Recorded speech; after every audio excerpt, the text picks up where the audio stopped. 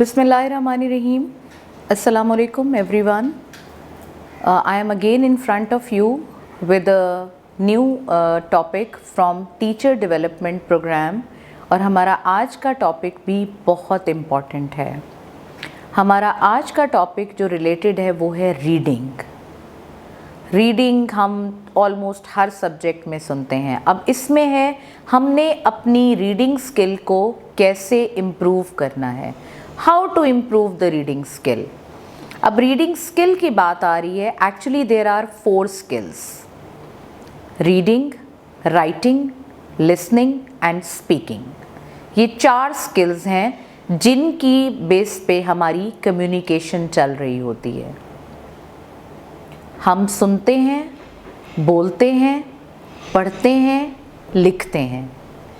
Reading basically है पढ़ना। अब रीडिंग, आप बचपन से हम अपने बच्चों को रीडिंग के बारे में बता रहे होते हैं कि उन्होंने बुक्स पढ़नी है अपनी रीडिंग इम्प्रूव करने के लिए।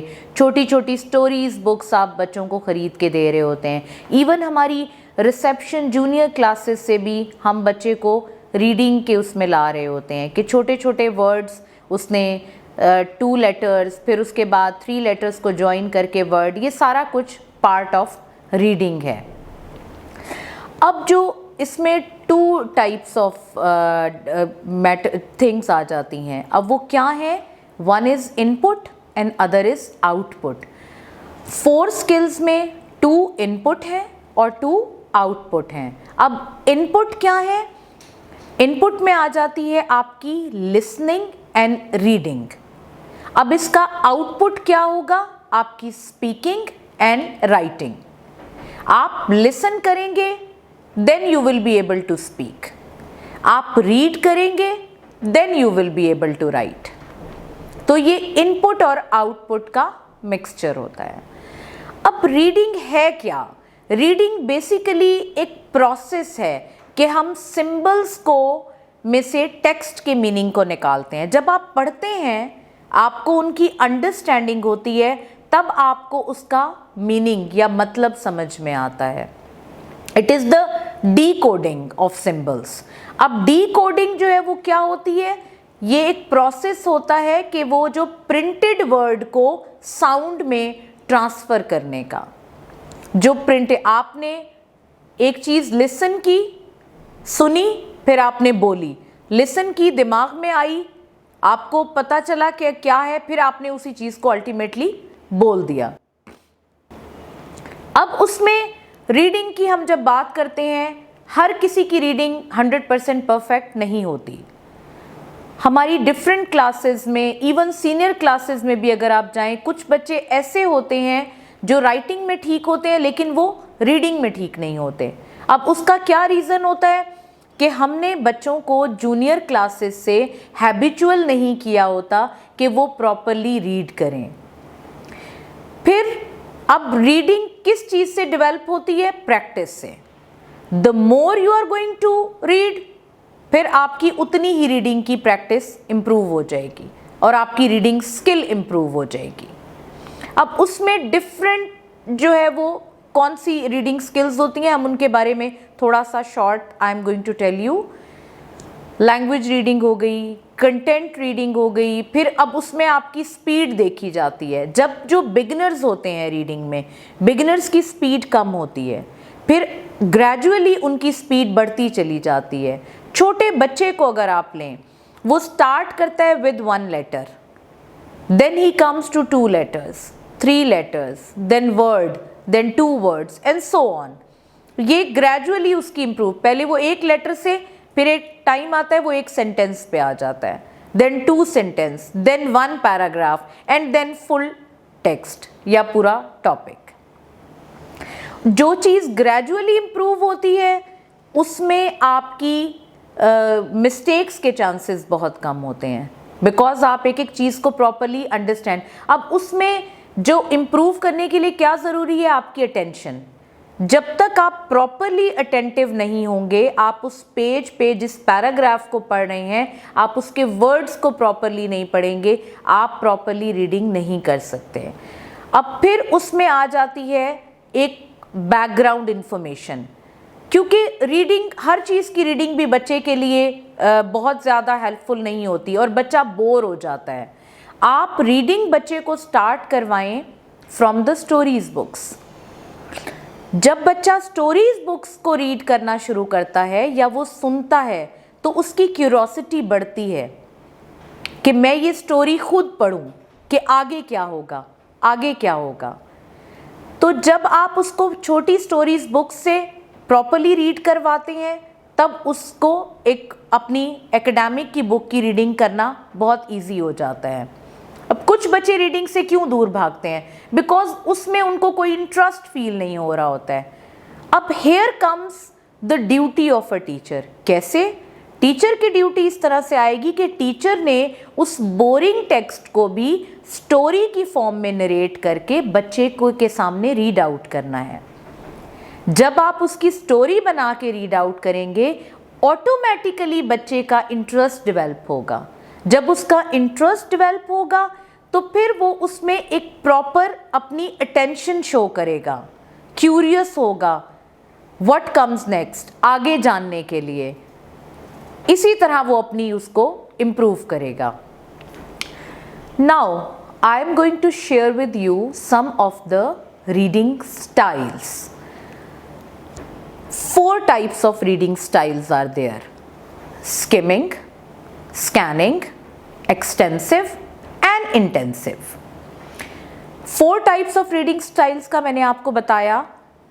skimming क्या होता है? Number 1 is skimming। skimming होता है कि तेजी के साथ पढ़ना सिर्फ मेन पॉइंट्स को। This is called skimming। आपने बहुत तेजी के साथ मेन हेडिंग्स को पढ़ लिया। Another point is scanning। अब स्कैनिंग क्या होता है? एक आपने तेजी के साथ पढ़ा पूरे टेक्स्ट को, उसमें से कोई स्पेसिफिक इंफॉर्मेशन निकालने के लिए। जिस तरह कॉम्प्रीहेंशन होती है, एक क्वेश्चन नीचे दिया हुआ है, अब 3-4 पैराग्राफ हैं, आपने पहले क्वेश्चन के लिए पहले पैराग्राफ को देखा, हम उसको जल्दी जल्दी पढ़ते हैं क्योंकि हमने क्वेश्चन पढ़ा हुआ होता है, तो हमें पता होता है कि उससे रिलेटेड वर्ड्स कहाँ पे आएंगे, हम जल्दी से उसका आंसर निकाल लेते हैं। वो तेजी से पढ़ना, that is called scanning. Then comes the extensive reading. अब एक्सटेंसिव रीडिंग क्या होती है? उसमें होता है कि आपने बड़े टेक्स्ट को पढ़ना होता है, उसमें से आपने अपनी ओवरऑल अंडरस्टैंडिंग के लिए, जब हम कोई चैप्टर बुक का, कोई स्टोरी बुक का पूरा चैप्टर या पूरी स्टोरी को पढ़ते हैं, that is called extensive reading, क्योंकि हमने उसकी अपने लिए उसको पढ़ रहे होते हैं और उसकी ओवरऑल जजमेंट के लिए पढ़ रहे होते हैं। Then is intensive reading. अब इंटेंसिव रीडिंग क्या होती है? छोटे टेक्स्ट को पढ़ना। आपने छोटे टेक्स्ट को पढ़ना होता है एक बड़ी इंफॉर्मेशन के लिए, कि जिसमें से आप उसको प्रिसाइज करके अंडरस्टैंड कर सकें, चंक्स में आप पढ़ते आते हैं, that is called intensive reading. अब रीडिंग की हम इतनी देर से बात कर रहे हैं। अब रीडिंग में there are different steps to improve the reading skills. How? कौन कौन से स्टेप्स हैं जिनके जरिए आप अपनी रीडिंग स्किल बच्चों की इम्प्रूव करवा सकते हैं?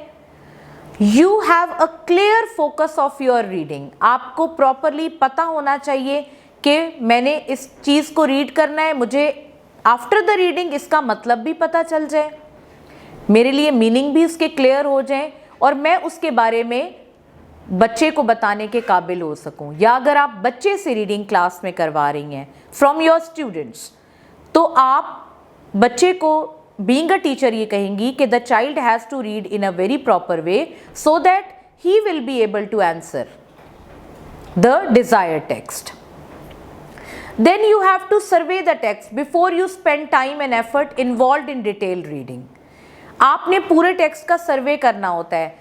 जब आप एक चीज़ पढ़ के आते हैं, आपने नया टॉपिक बच्चे को कराना होता है, तो आप बीइंग अ लैंग्वेज टीचर आप उसको पढ़ के आते हैं, ताकि जब आप उसको प्रॉपरली पढ़ने के काबिल हों, आपको उसकी अंडरस्टैंडिंग हो, तो आप उसको प्रॉपरली अपनी रीडिंग स्किल को इम्प्रूव कर सकें। फिर उसके बाद आ जाता है scan and skim to select the text for detailed reading. मैंने आपको स्किमिंग के बारे में भी बताया, मैंने आपको स्कैनिंग के बारे में भी बताया कि स्किमिंग क्या होती है कि आपने जल्दी से रीडिंग को पढ़ना होता है सिर्फ मेन पॉइंट्स को अंडरस्टैंड करने के लिए, और स्कैनिंग में आपने उसको तेज़ी के साथ पढ़ना होता है स्पेसिफिक इंफॉर्मेशन जहाँ पे आपको रिक्वायर्ड होती है। अब आपने उसको जो स्किमिंग और स्कैनिंग की वो आपने अपनी डिटेल्ड अंडरस्टैंडिंग के लिए की। जब आपकी डिटेल्ड अंडरस्टैंडिंग होगी तभी आप बच्चे की प्रॉपरली अंडरस्टैंडिंग करवा सकेंगे। हम बीइंग अ टीचर क्या करते हैं, ज़्यादातर टीचर बच्चे की रीडिंग पे फोकस नहीं करते। अगर बच्चे की रीडिंग इम्प्रूव नहीं है starting from the junior classes, आप बिलीव करें कि आगे की क्लासेस में जाके भी the child will be hesitant for reading. इसलिए बीइंग अ टीचर आप ये कोशिश करें कि आप छोटी क्लासेस से ही बच्चे को रीडिंग का हैबिचुअल बनाएं। आप उसके लिए उनको असाइन कर सकते हैं कि वो कोई स्टोरी बुक पढ़ के आएँ, वो उर्दू की भी हो सकती है, इंग्लिश की भी हो सकती है, और फिर बच्चे ने आके अपने वर्ड्स में बताना होता है, ताकि आपको ये तो पता चलेगा कि बच्चे ने एटलीस्ट कुछ पढ़ा है, एटलीस्ट उसने थोड़ा बहुत कुछ किया है। फिर आपने नोट टेकिंग का सिखाना है बच्चे को कि रीडिंग के दौरान अगर कुछ बच्चे प्रॉपर बड़ा टेक्स्ट है नहीं अंडरस्टैंड कर सकते तो वो नोट टेकिंग करते हैं। अब वो नोट टेकिंग कैसे होती है कि वो 2-3 पैराग्राफ को, 2-3 लाइंस या सेंटेंस को पढ़ते हैं, उसके बाद वो एक पॉइंट लिख लेते हैं कि हमने इसमें क्या अंडरस्टैंड किया।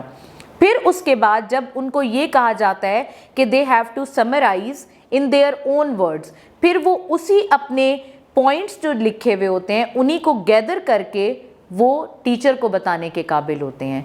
इससे भी बच्चे की रीडिंग बहुत इम्प्रूव होती है।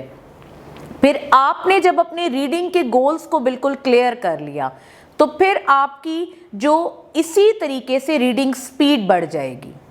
जब आप रीडिंग में आपका बच्चा इंटरेस्ट लेना शुरू होगा, इंटरेस्ट किसकी वजह से लेना शुरू होगा? अपनी टीचर की वजह से। जब टीचर का इंटरेस्ट डेवलप होगा, उसमें टीचर का प्रॉपरली इंटरेस्ट होगा, तो वो बच्चे को इंटरेस्ट के साथ रीडिंग में क्यूरियस करेगी। जब टीचर क्यूरियस करेगी, बच्चा खुद से डिफरेंट स्टोरीज को रीड आउट करेगा। जब वो डिफरेंट स्टोरीज को रीड आउट करेगा, अल्टीमेटली उसकी रीडिंग स्किल इंप्रूव हो जाएगी, फिर उसकी स्पीड बढ़ जाएगी। अब उसके लिए आप ये भी कर सकते हैं, हम बाज़-औक़ात गुज़र रहे होते हैं रास्तों से, मार्केट्स में, तो साइन बोर्ड्स होते हैं। आप वो साइन बोर्ड्स भी अपने बच्चे को पढ़ने के लिए कह सकते हैं। आप बच्चों को ये भी कह सकते हैं अपनी क्लास में बच्चों को, okay tomorrow I will ask कि आपने कोई 5 आपने रास्ते में चलते हुए कोई बोर्ड आपने पढ़नी है, कोई वर्ड आपको याद रह जाए। At least the child has used his mind, और वो अगले दिन आके बच्चा क्यूरियस होकर आपको बताएगा कि टीचर मैंने कल ये पढ़ा, मैंने कल फलां साइन बोर्ड पे ये देखा। तो this is all for the improvement of his reading skill. अब उसकी स्पीड के लिए ये नहीं है कि आप उसका जो है वो रीडिंग के लिए हम बच्चे को कहें कि आपने तेज़ी के साथ पढ़ना है, आपके पास इतना लिमिटेड टाइम है और बच्चा सिर्फ आंखों से गुजार दे। नो, स्पीड बढ़ाने के लिए बच्चे को अपना पेस कायम रखनी है, उसको एक एक वर्ड को, एक एक सेंटेंस को अंडरस्टैंड प्रॉपरली करना है, उसके बाद ही उसकी स्पीड प्रॉपरली बढ़े। और ये चीज़ कि वो प्रॉपर उसी की इंफॉर्मेशन देने के काबिल हो जाए। स्पीड डजंट मीन कि वो सिर्फ स्पीड बढ़ाने पे गौर नहीं। जब आप बच्चे को रीडिंग का कहते हैं तो आपने बच्चे को ये कहना है कि आपकी जो रीडिंग है वो एक एक बच्चे को समझ आए, जो वर्ड आपने बोला है बच्चे को प्रॉपरली पॉजेज लेके बोलना, so that the child will be knowing कहाँ पे फुल स्टॉप है, कहाँ पे कॉमा है, कहाँ पे सेमी कॉलन है, कहाँ पे जो है वो साइन ऑफ एक्सक्लेमेशन है, क्वेश्चन मार्क है, तो उसने किस तरीके से करना है। और जब आप बच्चे को स्टोरी की फॉर्म में बताना शुरू करते हैं तो फिर बच्चा भी उन सेंटेंस को जब पढ़ता है रीडिंग में तो उसकी पिच एंड इंटोनेशन उसमें काउंट होती है। उसको पता होता है कहाँ पे मैंने स्लो डाउन करना है, जहाँ फुल स्टॉप आ गया है तो मैंने स्टॉप करना है, जहाँ कॉमा है I have to take a little pause, और फिर मैंने आगे से मूव ऑन होना है। जब इन सब चीज़ों पे आप अपने स्टूडेंट्स को रीडिंग के लिए रीडिंग इम्प्रूव करने के लिए अमल करवाएंगे, डेफिनेटली उसकी रीडिंग इम्प्रूव होगी। I hope this topic was very much clear to you. Thank you very much For watching this video, kindly subscribe our channel, The Country School Pakistan, like and share the videos, and stay tuned for more informative videos. Allah Hafiz.